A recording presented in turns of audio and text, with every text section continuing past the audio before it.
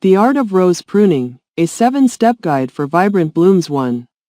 Choose the right time. Prune in late winter or early spring, just as new growth begins. Typically after the last frost when buds start to swell.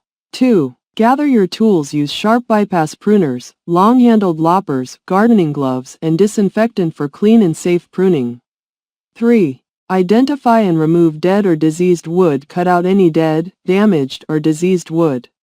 Dead wood is brown and dry, healthy wood is green inside. Cut back to healthy tissue. 4. Cut back to outward-facing buds. Make cuts 1/4 inch above an outward-facing bud at a 45-degree angle to encourage outward growth and prevent water retention.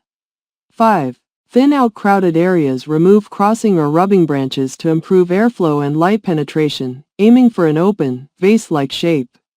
6. Shape the plant. Prune for a balanced, symmetrical form, removing weak or spindly growth to focus energy on stronger branches.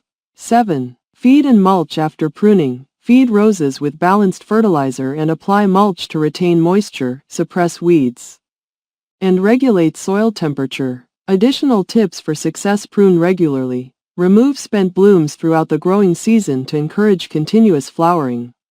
Know your rose type. Different roses require different pruning techniques. For example, hybrid teas need more severe pruning than climbers.